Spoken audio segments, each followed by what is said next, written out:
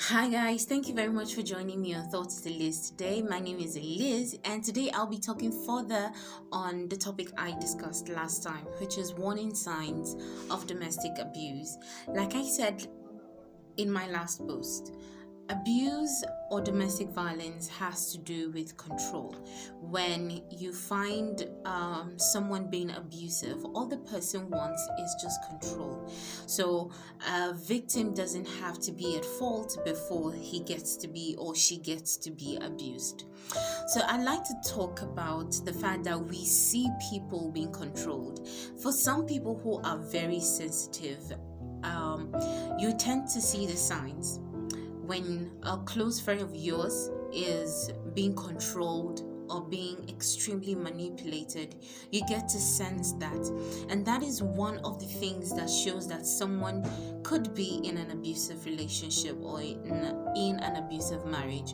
When someone is being controlled and manipulated, extremely manipulated in all areas of his life, that is concerning that includes career, that includes socializing, and all the things you can actually think of that involves that one could do with his life. When there is control by the other partner, by an intimate partner, it shows that the person could be in an abusive situation. Another is when you tend to see someone seeking permission to go somewhere or to even socialize with people. When, let's say for instance, I want to go out with my friends, right? I want to socialize with my friends. I want to go for a birthday party or even a family gathering and all that.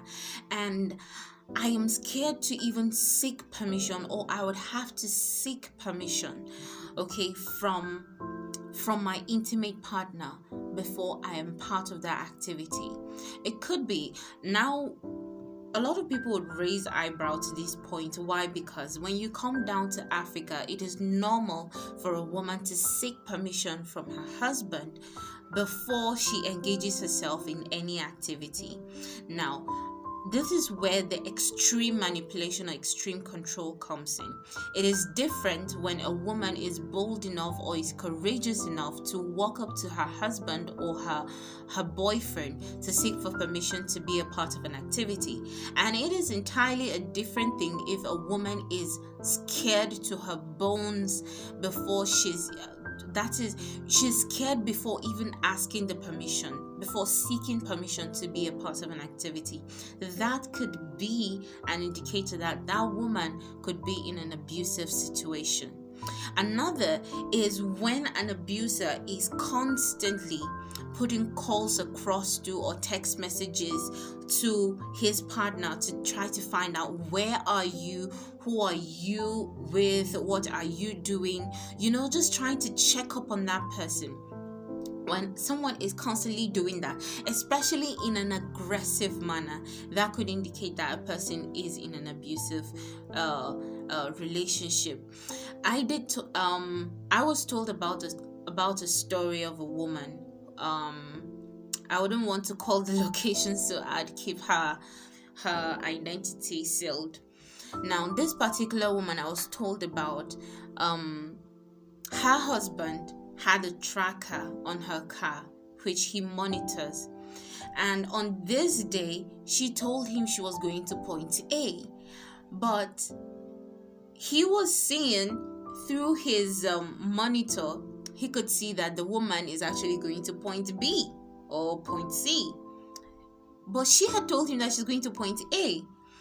Now what he did was to confront her, and she got into a lot of trouble for going to point B.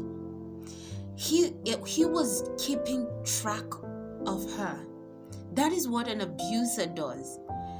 It is a different thing when you do that with the right motive, when you do that to protect the person because you genuinely care and love the person. But when you do it with the motive of trying to monitor the person and try to use that as evidence that would how do I say this, that would further solidify your reason behind your abuse towards that victim is a different thing.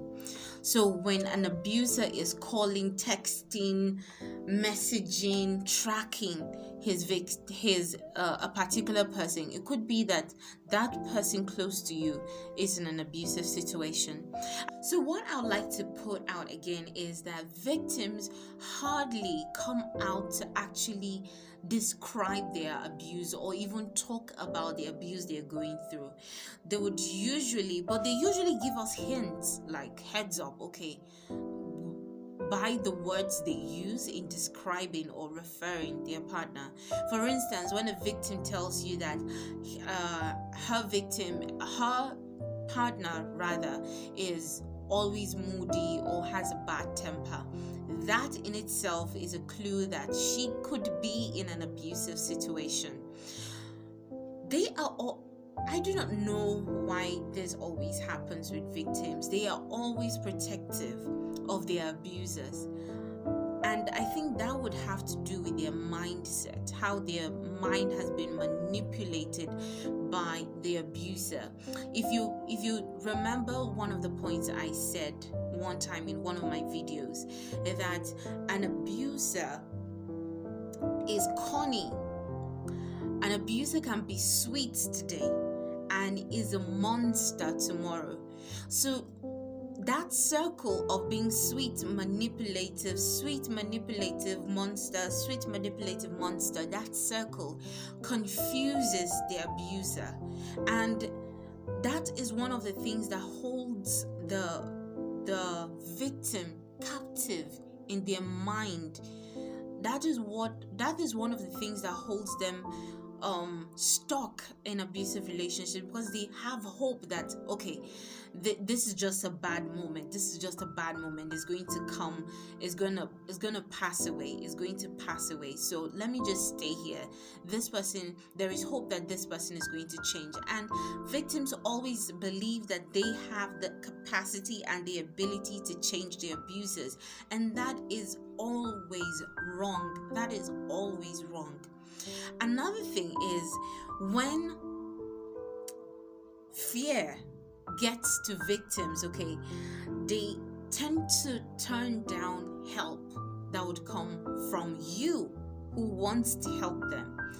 Now, this is a message to you who is not in an abusive situation and have seen that someone is in that kind of situation and probably wants to help, or probably have even gone to the extent of lending a helping hand.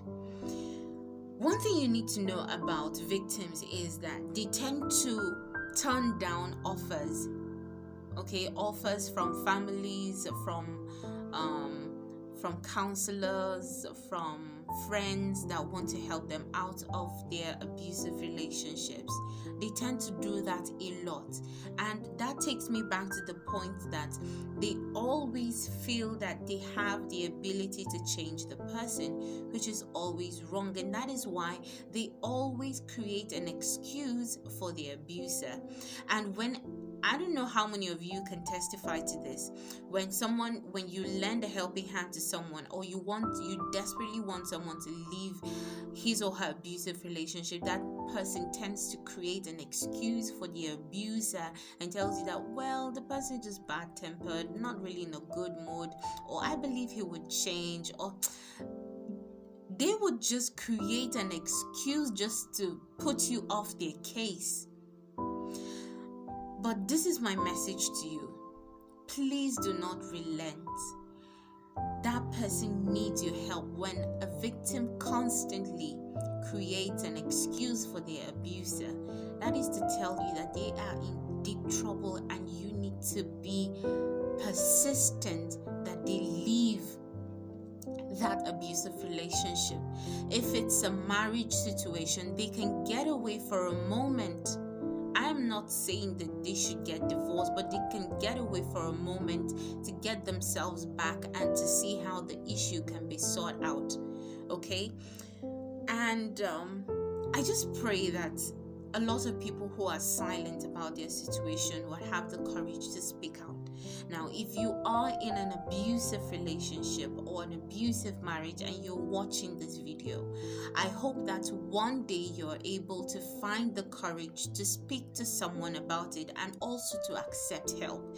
It is one thing for you to speak about your situation, and it's another for you to accept the help that is being extended to you. I hope that God will give you the courage to bind these two together for you to speak out and to accept help when help comes. Thank you very much for watching this video. Please remember to like and subscribe to let me know that you are enjoying the content I'm putting out. Once again, thank you very much for joining me on Thoughts with Eliz. See you next time. Bye.